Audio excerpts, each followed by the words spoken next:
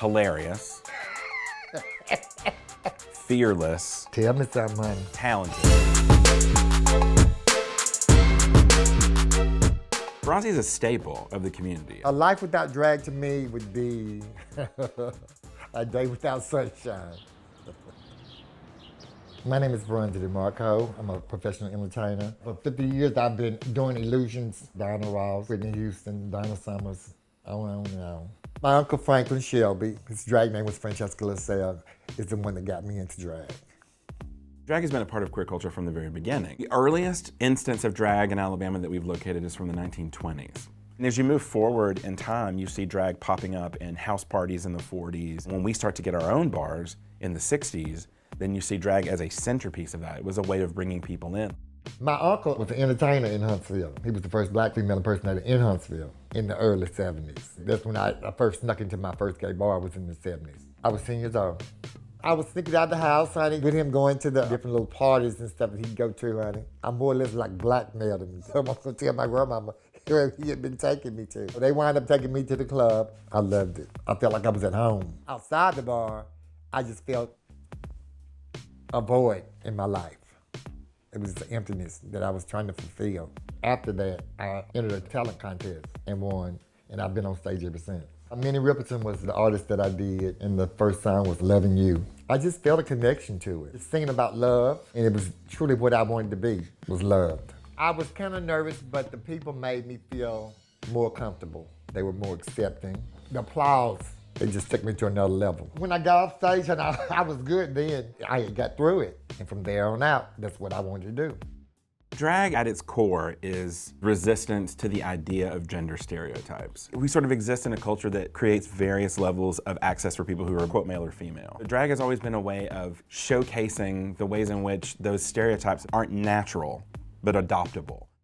Drag has also been a way in, especially from the very beginning of the 20th century, for trans folks and gender nonconforming folks to find some space where they could actually be themselves, even if it was just for 3 hours a week at a performance. I could hide all my problems behind the stage. The hurt, the everything. Once I put that face on, it was like a mask. I could be whoever I wanted to be. I grew up in a dysfunctional family. My mother was 10 when I was born. That was not my choice. We practically grew up together. We both have went through addiction because we couldn't cope with life on life's terms. It was guided towards drugs for me and alcohol for my mother.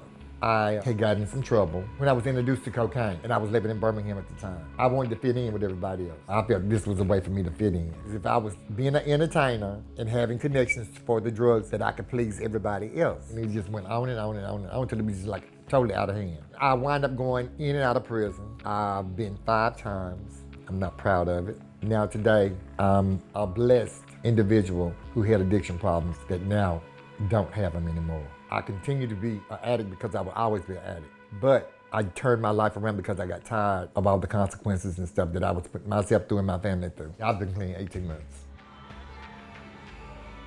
My performance at Pride in Birmingham will be dedicated to my cousin Nigel.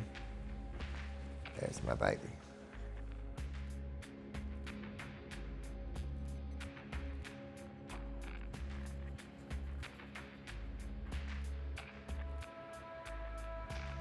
Every time I saw Nigel, he'd run right to me and hug me. He's a little bit like a Christmas tree, with that big old smile. He loved me and I loved him. Nigel was suffering from depression. He couldn't come to accept himself because he was different. And he was bullied in school here in Florence. Then he went back to Huntsville, where he was bullied for the last 2 years. It just got escalated to the point that he took his life because he couldn't deal with it anymore. It was real difficult for me to deal with it at the moment. I felt like I didn't do my part, but it's nothing that I could have done to prevent it. His mind was made up. He was going to do it regardless who he was around. Because his mama had to take his door off the hinges. It was bad. The mental health part of it, struggling as a child, trying to understand why I had to be different than everybody else. I felt like I was being punished or something. And I'm quite sure he went through the same thing. I was bullied just like he was bullied. But I fought back. Some people are just so timid that they can't fight back. And Nigel was timid. He was a bundle of joy.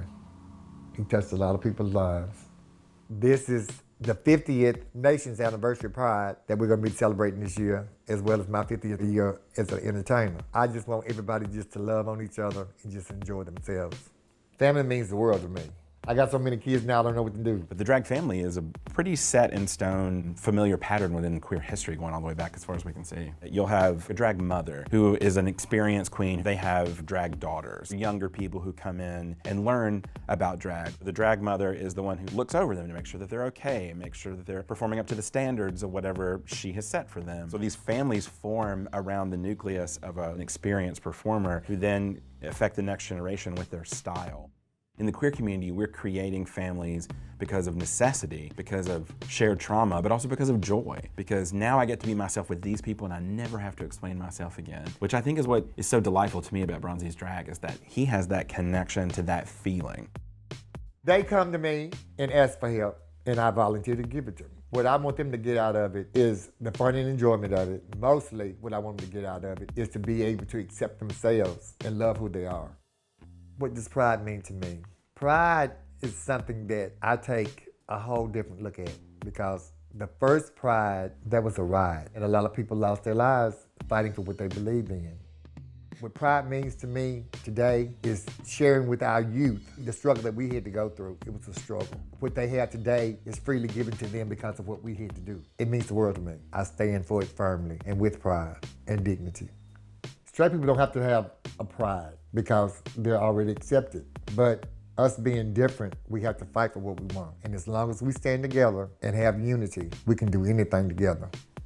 I think more prides. I'd like to see an Avondale pride and an Ensley pride, because every single time we show up together and celebrate our wins and mourn our tragedies, it is an opportunity for us as a community to come together and grow and learn. You can't have the fighting without the joy. You have to have both. If there's no joy in the movement, there's no movement. And so we have to have those moments. We need to be in the same space together, throwing our hands in the air, dancing in a parade, so that we remind ourselves that there's so much good in the community, and that good fuels your anger that allows you to make change. And so I'd love to see prides everywhere. I'd like to see a pride that just happened on the spur of the moment. There's no rules. They don't have to be sponsored by banks. You can do them whenever you want to.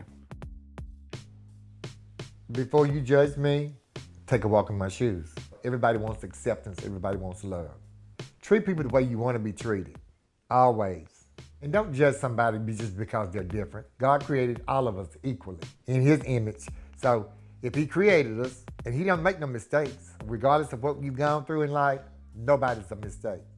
Try to accept yourself to the best ability that you can. You are loved, whether you get it at home from your family, from your friends. What I say to you is just love on yourself and let others love on you. They want to be there for you. You're not alone. Nobody's alone in this world. Somebody's gone through the same thing or worse than what you're going through. So be accepting of yourself and start to love yourself, because in the long run, you'll win.